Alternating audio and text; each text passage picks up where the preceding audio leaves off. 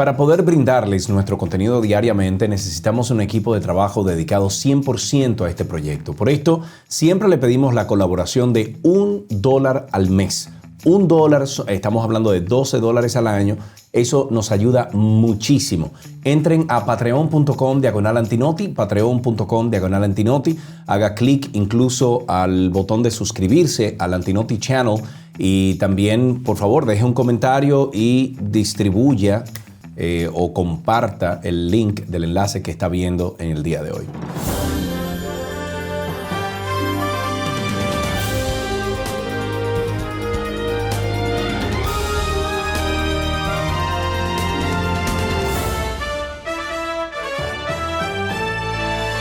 Bienvenidos a esta emisión del Antinoti editorial correspondiente al lunes 5 de septiembre del año 2022.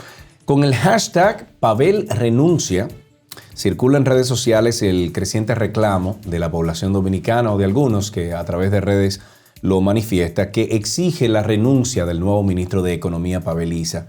Esta chispa que prendió todo este asunto fue durante unas declaraciones en una entrevista del programa Verdades al Aire del periodista Adolfo Salomón, esto es por el canal CDN, donde dijo que aquí en República Dominicana existe un discurso de odio y rechazo contra los migrantes. Y no conforme con esto, se atrevió a decir que él cree que contra los haitianos, por negros y pobres, hay un profundo racismo en esta sociedad y un profundo anti-haitianismo. Uno solo se pregunta, o yo me pregunto, ¿qué sentido tiene que un gobierno gaste 1.800 millones de pesos en comunicación y manejo de crisis? Un gasto inconcebible. Si son los propios funcionarios como Pavel Issa que crean de gratis estas crisis en las que el gobierno se vive metiendo. Entonces, ahora está la gente como el diablo. Porque algo tenemos los dominicanos, es que jamás aceptamos que alguien, y mucho menos un ministro, desacredite nuestro país internacionalmente. Entonces, para que usted tenga idea de a cuáles intereses responden las declaraciones de Pavel Issa, el primero en felicitarlo fue nada más y nada menos que el primer exministro de Haití, Claude Joseph, que le agradeció confirmar que aquí en nuestro país existe este discurso de odio que se menciona. Unas felicitaciones que vienen de un señor que, siendo primer ministro de Haití, lo único que hizo fue confrontar y buscar problemas innecesarios con el gobierno de Luis Abinader, pero que además no nos saque el guante diciendo muchísimas cosas que le vienen a la mente en contra de RD y la vocifera y la externa. Entonces, por eso yo me pregunto, ¿para los intereses de quién es que trabaja Pavel Issa? ¿Para los de allá o los de aquí? O sea, ¿qué carajo tiene que ver esa declaración con dirigir un Ministerio de Economía? Entonces, por eso es que tildan a este gobierno de pro-haitiano. Y preocupa que Pavel Issa vaya por el mismo camino que su antecesor, Seara Hatton, quien celebró como un gran logro el diálogo de tambores y promoviendo entonces la afrodominicanidad del mismo lado que Ana Belique. Cuando esos son temas que ni siquiera son competencias de un Ministerio de Economía. Y como el que se va a joder no calcula, y si calcula es para joderse, las declaraciones de Pavel Issa han coincidido con el decreto 420-22, donde Luis Abinader ordena realizar del 10 al 23 de noviembre el censo nacional, el 10º censo nacional de población y vivienda, y a pesar de que el censo lo organiza la Oficina Nacional de Estadísticas, cada día se suman personas que dicen que no abrirán sus puertas de su casa al censo mientras ese señor sea ministro de Economía. Y aunque es cierto, señores, que el censo nacional no se había podido realizar desde el 2020 por la pandemia, ha despertado inquietud el que por primera vez en la historia el censo tendrá variable étnica. Como si el logro fuera que yo, Sergio Carlos, en lugar de considerarme dominicano o celebrar mis logros a base de mis esfuerzos, trabajo, ahora el logro sea ser afrodescendiente o no. Una agenda de división social que preocupa a muchos, porque si desde los chinos de Bonao, los japoneses de Jarabacoa, los judíos de Sosúa, los abaos de Moca, los españoles de Baní y los tiznaos de Montecristi, Todos somos seres humanos. ¿Para qué carajo dividirnos con etiquetas? Recuerdo que aquí en el Antinoti dedicamos toda un editorial a este tema. No estamos de acuerdo con esto de la afrodominicanidad. Somos dominicanos y punto. Y que somos una mezcla de muchísimas cosas. Amén. ¿O es que la suplantación de identidad es tan grave que ya por el apellido no se sabe el origen de nadie? Digo, aquí, antes que venir a joder con un censo metiéndonos etiquetas raciales que solo han demostrado división social en cualquier parte del mundo que existan hoy en día, lo que deberían hacer es limpiar el padrón. ¿Cómo es posible que en el registro de identidad de este país, la misma institución que emite el certificado de matrimonio, que es el registro civil de la Junta Central Electoral, si usted no le lleva a ellos esa acta de matrimonio, en su cédula sigue diciendo soltero, como estado civil? A mí me pasó el otro día, yo pensé que como yo me había casado y había sacado una cédula nueva, había hecho una renovación o una pérdida en realidad, iba a salir casado, porque son la misma gente que me dan el documento de matrimonio. Pues no, mi cédula dice soltero. O sea, aunque ellos mismos sean quienes me casaron o me dieron el acta de matrimonio y emiten la cédula, no, ellos no, o sea, no hay una conexión, y ni siquiera dentro de la institución de diferentes departamentos. Y lo mismo pasa entonces con el acta de defunción, que si no la registran con, o sea, ellos mismos, el muerto sigue apareciendo en el padrón, y más aún si murió en el exterior, aunque lo traigan de vuelta al país al muerto y esté enterrado aquí. No, hay que llevarle la misma acta que ellos emiten para decir, no, ese señor se murió, esa señora se murió. Entonces, después de eso, se incomodan cuando uno dice que este país es una selva. Eso lo podíamos pasar por alto hace 30 años cuando todo se hacía manualmente, pero hoy en día, señores, la tecnología permite que toda esa información se actualice automáticamente con seguridad.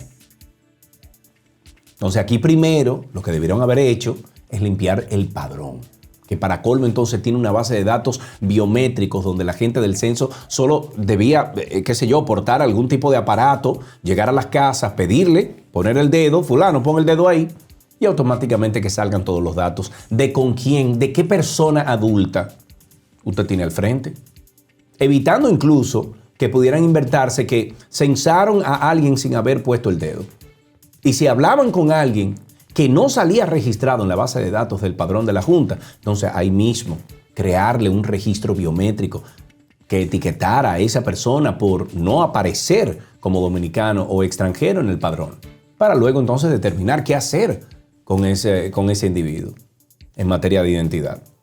Pero aquí en nuestro país parece que cada institución del Estado es una isla o un Estado independiente, no se comunican unas con las otras y por eso les dicen a estos del PRM que no saben gobernar.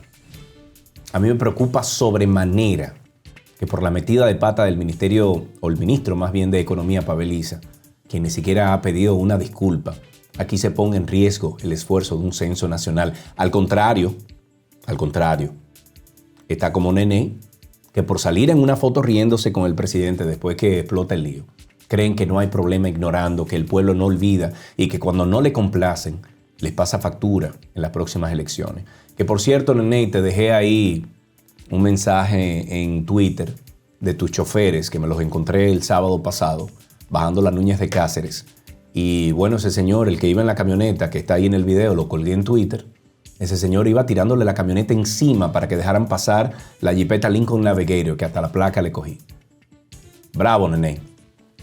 Lo grande es que esos señores, yo me imagino que Nene no estaba en esa Jeepeta, porque como estaba manejando el jevo, o sea, era para matarse.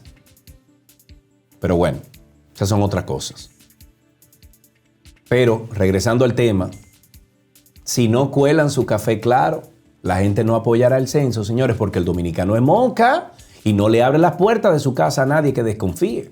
Entonces, daría pena que se pierda o no rinda su mejor fruto, un esfuerzo que le cuesta a ETE, al que paga, al contribuyente dominicano, al pendejo pueblo dominicano, 3.600 millones de pesos, y que desde agosto vienen contratando 35,000 personas que serían entrenadas y dotadas de vestimenta con un código QR para que el ciudadano pueda identificar y verificar en línea, online, con el teléfono celular, que esa persona está registrada en una base de datos con su foto previo a dejarle entrar a su casa. Y todo esto por la ineptitud de un ministro cuyo ego está por encima del interés nacional, por encima de la bandera, por encima de los valores dominicanos. Y al presidente, al cual juró servir levantando su mano, olvidando que el artículo 23 de nuestra Constitución precisamente condena el participar en daños deliberados contra los intereses de la República Dominicana. En un país que se respete, ese señor habría sido llamado a capítulo porque nadie está por encima del interés nacional, y desacreditar nuestro país desde una posición pública como el Ministerio de Economía es una traición a la patria. Es más, en verdad, en un país que se respete, y vuelvo y repito, el presidente no le da chance a que renuncie, se lo lleva de plano, se lo lambe. Los dominicanos somos un pueblo de gente que, a diferencia de otros, por la miseria colectiva que pasamos tras el abandono de la corona, aprendimos a convivir como iguales, sin distinguir quién era el padrón o el servidor, y mucho menos segregarnos por nuestro color. Ni le negamos el derecho al voto como en otros países. Es más, miren, desde el 1844, que somos república independiente, no ha existido espacio en nuestras leyes para la esclavitud. Y hoy en día, las oportunidades no dependen de una raza o color de piel. Y si tiene alguna duda, solo tiene que mirar nuestro Congreso Nacional, nuestros cabildos y hasta nuestras oficinas públicas para darse cuenta que no son blancos, ni rubios, ni ojos azules quienes ocupan esos cargos. Pero cuando un ministro, o sea, un representante del gobierno, del Estado y del presidente de la República de turno, dice públicamente que en nuestro país hay un discurso de odio y un racismo contra los haitianos por negros y pobres, los extranjeros no lo van a entender y pensarán que así es, porque lo está diciendo una autoridad local. Nuestra realidad es muy distinta a la de otras naciones. Y cuando nos quieren meter recetas de problemas que no tuvimos, se crean problemas que no tenemos. Aquí en nuestro país, si acaso, la única discriminación que existe, y estoy de acuerdo con eso porque lo estoy diciendo, es del bolsillo. Y la causa raíz no está en la cartera, sino en la educación. Los hijos de los ministros son los primeros que no van a escuelas públicas y estudian en colegios que cuestan entre 5 y 10 veces lo que gana un pobre como salario mínimo al año, porque la buena educación cuesta. Y esa es la que crea discriminación. Por eso es que hemos venido exigiendo el 4% del PIB para educar a un pueblo y que se ha invertido en mejorar la calidad de la educación. Y que, por cierto, rechazamos muchísimo, totalmente, tajantemente, quitarle fondos a ese ministerio. ¿Que se puede eficientizar? Sí. En eso estoy de acuerdo. Ese 4% no puede ser solamente para construir escuelas. Pero bajarle el presupuesto de educación es negarle a la gente humilde igualdad de oportunidades. La mala educación es la verdadera discriminación que un ministerio de Economía o un ministro de Economía debería de atacar.